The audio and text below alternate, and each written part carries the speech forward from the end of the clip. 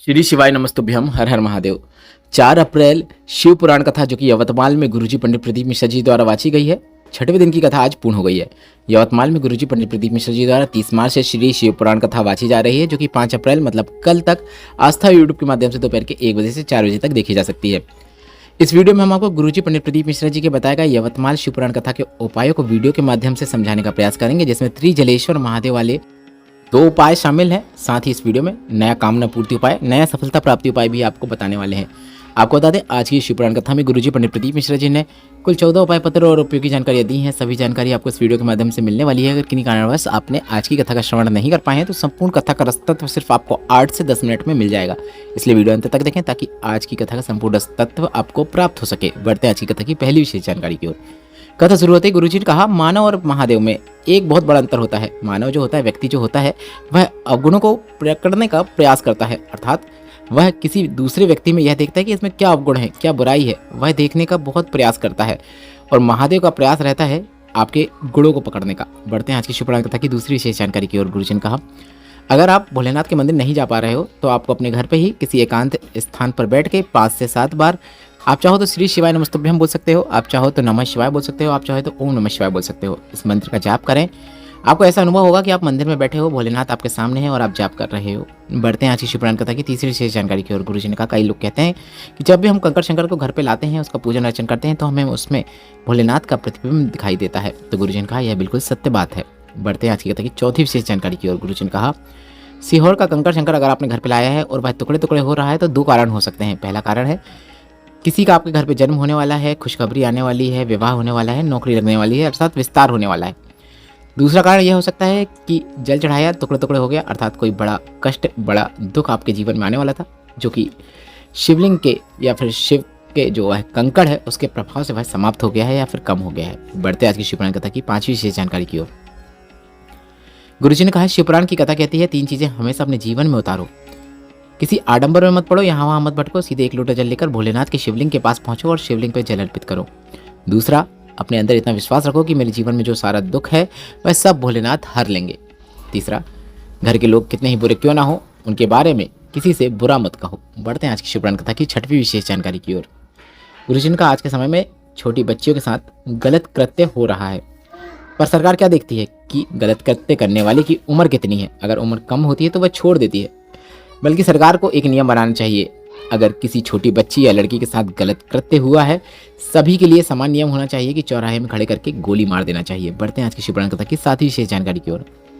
गुरुजी ने कहा, व्यासपीठ से कहना चाहेंगे, आपको अपनी बेटी को जैसे आप अपनी बेटी समझते हैं, वैसे आपके क्षेत्र में जो बेटियां हैं उन्हें भी अपनी बेटी के समान ही समझना चाहिए और उनकी भी रक्षा करने की जिम्मेदारी आपकी होना चाहिए। बढ़ते हैं आज की शिव पुराण कथा की 8वीं विशेष जानकारी की ओर। गुरुजी ने कहा, शिव पर चढ़े हुए जल का अगर आप आचमन कर रहे हैं या फिर उसका सिंचन अपने ऊपर कर रहे हैं तो दुनिया का कोई दोष है जो आपके अंदर प्रवेश करने का प्रयास कर रहा है तो वह आपसे दूर हो जाता है, यह निश्चितता है। बढ़ते हैं आज की कथा की 9वीं विशेष जानकारी की ओर। जानवी जी पतले कराई, जिसमें लिखा, संतान सुख नहीं था, पशुपतिनाथ व्रत किया, सफेद आंकड़े की जड़ का प्रयोग तुम्रका जी का नाम लेते हुए किया, 1 महीने में ही गर्भ ठहर गया, 8 वर्ष बाद संतान सुख प्राप्त हुआ है, उसी का आभार व्यक्त करने हम कथा पंडाल में आए हैं।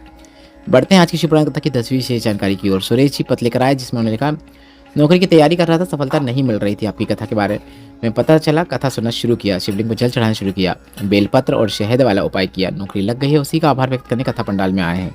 बेटा नौकरी की तैयारी कर रहा था पर उसे सफलता नहीं मिल रही थी। छाया जी का यह पत्र है जिसमें उन्होंने लिखा कि बेटे ने बेलपत्र और शहद वाला उपाय किया, बेटे ने मेहनत किया, आज बेटे की नौकरी लग गई है, उसी का आभार व्यक्त करना चाहते हैं। सुनीता जी पतले कराए, जिसमें लिखा, मेरे दोनों बेटों ने शिवलिंग पर जल चढ़ाना शुरू किया, दोनों की नौकरी लग गई है, उसी का आभार व्यक्त करना चाहते हैं। चंदा जी भी पतले कराएं, जिसमें उन्होंने लिखा, छोटे बेटे की 12 साल तक कोई संतान सुख नहीं था, हर जगह दिखाया पर कहीं से कोई लाभ नहीं हुआ। बड़ी बहू ने आपकी कथा के बारे में बताया और सफेद आंकड़े की जड़ के प्रयोग के बारे में बताया, हमने यह उपाय करवाया, संतान सुख हुआ है, उसी का आभार व्यक्त करने कथा पंडाल में आए हैं। सुलोचना जी पतले कराएं, जिसमें उन्होंने लिखा, आपकी कथा अकोला में सुनी थी, पंडाल की मिट्टी को माथे में लगाकर कामना की कि नौकरी लग जाए और नौकरी लग गई है, उसी का आभार व्यक्त करने यहाँ कथा पंडाल में आए हैं। बढ़ते हैं आज की कथा की 9वीं विशेष जानकारी की ओर, जो कि गुरुजी पंडित प्रदीप मिश्रा जी का बताया इस शिव पुराण कथा का एक विशेष उपाय है, जिसे आप वीडियो के माध्यम से भी देखकर समझ सकते हैं कि यह उपाय आपको किस प्रकार से करना है। यदि आपका कोई कार्य अटक रहा है, पूर्ण नहीं हो रहा है, बहुत प्रयत्न कर रहे हैं, जीवन में आपको सफलता देखने को नहीं मिल रही है, तो वराह पुराण और स्कंद पुराण में वर्णित इस उपाय को आपको जरूर करना है। इस उपाय की जानकारी गुरुजी ने इसी यवतमाल की शिव पुराण कथा में दी है। उपाय काफ़ी सरल और आसान है। कैसे करना है वीडियो के माध्यम से देखकर समझ सकते हैं। उपाय आप प्रदोष के दिन कर सकते हैं, किसी भी प्रदोष में कर सकते हैं, या फिर किसी विशेष सोमवार जैसे सोमवार की अष्टमी हो, या फिर किसी विशेष दिन करके अधिक से अधिक लाभ प्राप्त कर सकते हैं। उपाय करते समय, कोई भी चीज़ अर्पित करते समय, कोई भी चीज़ प्राप्त करते समय आपको त्रिजलेश्वर महादेव का नाम लेना है। कोई भी मनोकामना करते समय भी आपको त्रिजलेश्वर महादेव का नाम स्मरण करना है। इस बात का आपको ध्यान रखना है। कोई भी शिवलिंग पे कर सकते हैं, प्रदोष के दिन करना है, इस बात का ध्यान रखें। 3 अलग अलग नदियों का जल आपको प्राप्त करना है। आपके पास ऐसा जल है तो आप ऐसा कर सकते हैं, आपके क्षेत्र का जो जल है उसे ले लें, थोड़ा सा उसमें गंगा जल मिला लें, थोड़ा सा उसमें नर्मदा जल बना लें। इस प्रकार से उससे आप 3 नदियों का जल बना सकते हैं। इस प्रकार से आप यह उपाय करेंगे तो काफ़ी अच्छा है, शीघ्र आपको फल की प्राप्ति होगी। अब 3 अलग अलग पुष्प लेना है, यह आपको आसानी से आपके क्षेत्र में मिल जाएंगे। 3 अलग अलग अनाज लेना है, यह भी आपके घर पे ही मिल जाएगा। गेहूं ले सकते हैं, चावल ले सकते हैं, और हमने मूंग का दाना लिया है तो वह ले सकते हैं। आप अन्य कोई भी अनाज को ले सकते हैं। पूरा उपाय करते समय त्रिजलेश्वर महादेव का नाम लेना है। सबसे पहले आपको शिवलिंग पर 3 अलग अलग नदियों का जल अर्पित करना है। इसके बाद 3 अलग अलग जो पुष्प आपने लाए हैं वह 3 अलग अलग पुष्पों को आपको अर्पित करना है। इसके बाद आपको 3 अलग अलग अनाज अर्पित करना है। जो 3 अलग अलग अनाज लेकर आप भोलेनाथ के शिवलिंग के पास पहुँचे हैं, 3 अलग अलग अनाजों को आपको शिवलिंग पर अर्पित करने के बाद त्रिजलेश्वर महादेव का नाम लेकर 1 पुष्प और 1 अनाज को प्राप्त कर लेना है। कोई भी पुष्प को प्राप्त कर सकते हैं, कोई भी अनाज को प्राप्त कर सकते हैं। इसके बाद जो आपने प्राप्त किया है उसे नंदी भगवान के पास बैठकर कामना करना है। जो भी कामना है आपकी वह कामना कर सकते हैं। जो क्षेत्र में आप सफलता प्राप्त करना चाहते हैं उस क्षेत्र में आप सफलता प्राप्ति की कामना कर सकते हैं। 1 पुष्प और 1 अनाज प्राप्त करना है, नंदी भगवान के पास बैठकर कामना करना है। इसके बाद घर आ जाना है। फिर उसके बाद जो अगला प्रदोष आएगा तब आपको उसी 1 अनाज और 1 पुष्प के साथ 2 नए अनाज और 2 नए पुष्प शामिल करना है। अर्थात वही क्रम बनाना है 3-3 का, पर 1 पुराना पुष्प और 1 पुराना अनाज भी उसमें शामिल करना है। इस बात का आपको ध्यान रखना है। इसके बाद जैसे अभी आपने उपाय किया है प्रदोष में, अगली प्रदोष में भी करें। 2 प्रदोष करके यह उपाय पूर्ण हो जाता है। और दोनों प्रदोष उपाय करते समय त्रिजलेश्वर महादेव का नाम लेना है। जिस क्षेत्र में आप सफलता प्राप्त करना चाहते हैं उस क्षेत्र में सफलता प्राप्त करने के लिए आपको पूरा प्रयत्न करना है। सफलता निश्चित देखने को मिलेगी, भोलेनाथ का आशीर्वाद प्राप्त होगा। और यह नया उपाय जो है इसे आप इस वैशाख महीने में जरूर करें। वैशाख महीने में अब प्रदोष आने वाली है, दोनों प्रदोष में करिए।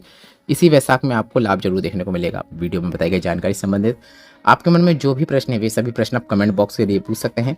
मेरे द्वारा दी गई जानकारी अगर आपको थोड़ी सी भी उपयोगी लगी है तो इस वीडियो को लाइक करके कमेंट बॉक्स में श्री शिवाय नमस्तुभ्यम या फिर हर हर महादेव जरूर टाइप करें।